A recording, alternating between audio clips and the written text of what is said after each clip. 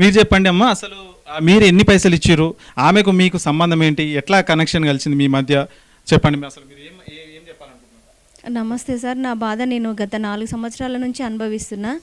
నాది మైలార్దేవపల్లి వినాయక్ నగర్ కాలనీకి చెందిన మನೆమ్మ నా పేరు. నేను మహిళా సంఘాలకు బుక్స్ రాస్తుంటాను. నాతో పాటు కూడా ఉన్న మహిళలు ఉన్నారు. సంఘాల నుంచి కూడా నేను డబ్బులు తీసుకోవడం జరిగింది. నేను ఒకరి దగ్గర చేసి ఇవ్వలేదు. ఆ అప్పు నేను చేయడానికి కారణము, మా ఇంటి ముందర ఒక అబ్బాయి ఉంటాడు. ఆ అబ్బాయి ద్వారా తను పరిచయం అయ్యింది, ఇంట్లోకి వచ్చింది, నా ఇంట్లోకి వచ్చింది. ఫస్ట్ రోజు మాట్లాడింది, వెళ్ళిపోయింది. మళ్ళీ నెక్స్ట్ రోజు వచ్చింది, కొంచెం డబ్బులు అవసరం ఉందంటే, నేనే బీదదాన్ని, మిడిల్ క్లాస్ దాన్ని, నేను నా దగ్గర డబ్బులు ఎక్కడ ఉంటాయి, నేనే ఇల్లు కట్టుకొని పరిశ్రమలో ఉన్నంటే ఎక్కడైనా సరే అడిగి ఒక రోజు కోసము నాకు అర్జెంట్ ఉంది అని చెప్పి నన్ను ప్రాణం పీడ్చుకోతుంది. నేను ఇల్లు తిరిగినా, నేను రోడవతల సునీత అని ఉంటుంది, ఆమె దగ్గర నుంచి 3 లక్షలు తీసుకుపోయి ఆమె కూడా వచ్చింది. ఆ రోజు వాళ్ళ ఇంట్లోకి వచ్చి ఆమెకి ఆరోగ్యం బాగాలేనందుకు బయటకు వస్తలేదు. ఆమె దగ్గర కూడా ఒక చెక్ ఉంది. ఇంతమంది దగ్గర చెక్కులు పెడుతుంది, ఇంతమంది దగ్గర అప్పులు చేస్తుంది. ఆమె దగ్గర నుంచి ఇచ్చిన తర్వాత మళ్ళీ 2 లక్షలు అడిగింది. మళ్ళీ 2 రోజుల తర్వాత ఆ 2 లక్షలు కూడా మళ్ళీ నా దగ్గర లేవక్క, నేను ఎక్కడి నుంచి దేనానంటే, నువ్వు ఇచ్చిన ఈ 3 లక్షలు 2 లక్షలు కలిపి నేను అర్జెంట్ ఇంకో 50,000 కల్పిస్తాను 3 రోజుల తర్వాత అని చెప్పి చెప్పడం జరిగింది.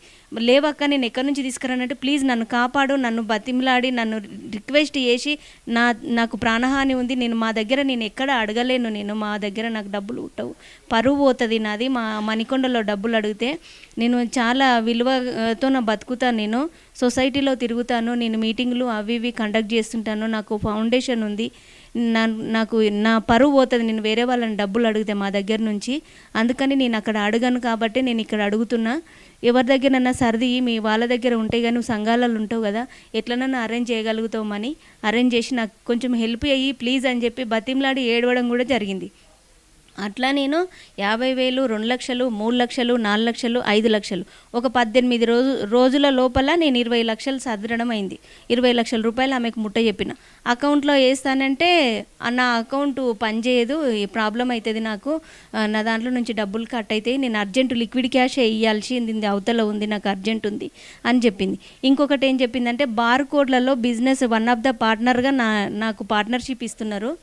నేను అందులో బిజినెస్ తీసుకుంటే మీకు కూడా మీరు కూడా డెవలప్ అవుతారు, మీకు కూడా బెనిఫిట్ ఉంటుంది, నాకు కొంచెం హెల్ప్ చేసినట్టు ఉంటుంది, మీకు కూడా ఉపయోగపడుతుంది కదా అని అంటే, సరే అని చెప్పి నేను కూడా ఈ క్యాస్ట్ ఇన్కమ్ బర్త్ ఎట్లాంటి చిన్న చిన్న మున్సిపల్లో పనులు అట్లాంటివి నాకు సంబంధించిన మహిళలకు నేను చేయిస్తుంటాను.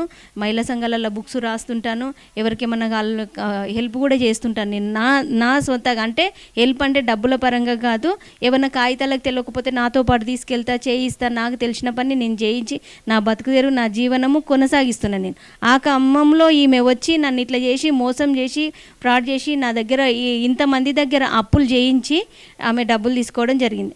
సంవత్సరం దాటింది. సంవత్సరం దాటిన తర్వాత కూడా అక్క ఏమైంది డబ్బులు ఇస్తా, అప్పటి వరకు నాకు తన ఇల్లు కూడా తెలియదు, ఏడుంటుందో కూడా తెలియదు.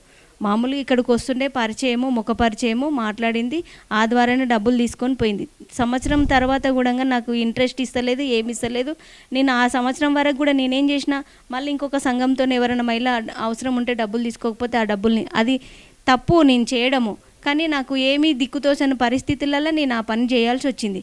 వీళ్ళ దగ్గర నుంచి తీసుకొని ఈమెకి ఇవ్వాలి, ఈమెకి తీసుకొని ఈమెకి అప్పు తీరవాల్సి వచ్చినప్పుడు నేను ఫస్ట్ తీసుకున్న డబ్బులకు వడ్డీ కట్టాలి, ఈమెకు డబ్బులు కట్టాలి, ఈమెకు కట్టాలి. మళ్ళీ మొత్తం మీరు ఆమెకి ఎన్ని పైసలు ఇచ్చారు? మొత్తం 20 లక్షల రూపాయలు ఇచ్చిన. 20 లక్షలకు నాకు ఈరోజు 80-90 లక్షల అప్పు అయింది. నా ఇంటికి తాళం వేయడానికి కూడా వచ్చిండ్రు, నా భర్తను కూడా కొట్టడం జరిగింది ఒక 6 నెలల క్రితము.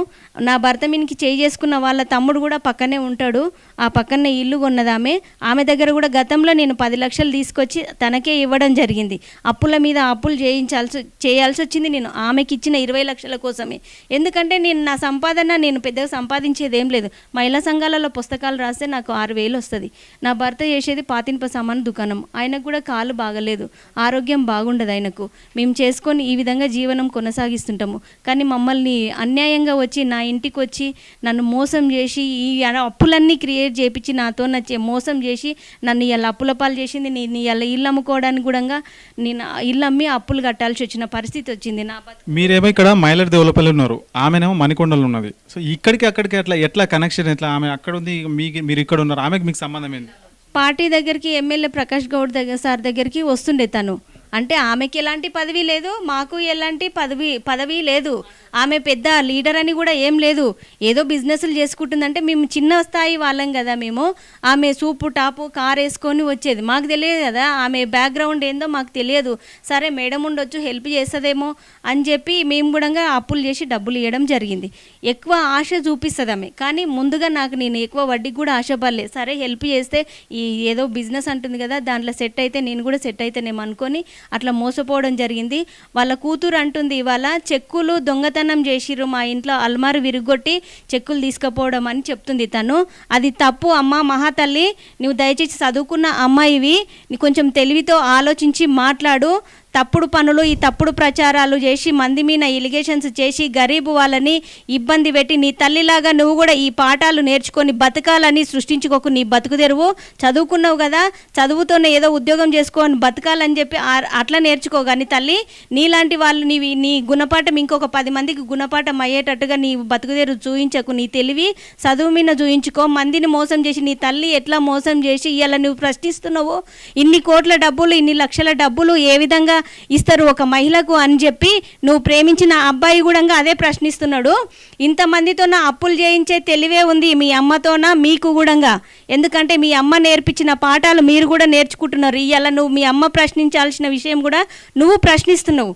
ఏమనంటే ఈ మహిళకి ఇన్ని డబ్బులు ఎట్లా ఇచ్చిందని. నీ ఇంటికి ఎన్నిసార్లు 100 సార్లు తిరిగిన నేను, అప్పుడు ప్రశ్నించలేదే మా అమ్మకి ఏ విధంగా డబ్బులు ఇచ్చినావు ఆంటీ, నువ్వు మా ఇంటికి ఎందుకు వస్తున్నావు అని. ఇవాళ నువ్వు ప్రేమించిన అబ్బాయిని పక్కన పెట్టుకొని నీకు పెళ్లి చేసుకోవాలని నీకు ఏ విధంగా సమాధానం దొరకక మా గరీబోళ్ళ మీద బతుకుల మీద మట్టి కొట్టాలని చూడడము ఇది కరెక్ట్ కాదు. సరే మీ అమ్మ వ్యాపార లావాదేవీలు ఉంటాయి, ట్రాన్సాక్షన్స్ ఉంటాయి, బిజినెస్లు చేసినప్పుడు ఏ పార్టీ వాళ్ళైనా చేస్తారు పెట్టుబడులు పెట్టడానికి. నేను కూడా ఆ విధంగానే చేసిన అని అంటుంది కదా. అంత దమ్మున్న వ్యక్తి కదా. ఎన్ని బిజినెస్లు చేసిందో, ఎన్ని ట్రాన్సాక్షన్స్ జరిపిందో. అదే బిజినెస్ పరంగా మా అప్పులు మాకు ఇస్తే మేము అప్పులలోకి అప్పులు కట్టుకొని మా జీవనం కొనసాగిస్తాం. తల్లి మమ్మల్ని రోడ్డు పాలు చేయకు, మీ అమ్మకు చెప్పుకో ఇవన్నీ పనులని చెప్పి మా అప్పులు మాకు తీర్పేటట్టు చేయండి తల్లి. మా డబ్బులు మాకు తిరిగిస్తే మీ మీద ఎలాంటి ఆరోపణలు మాకు అవసరం లేదు.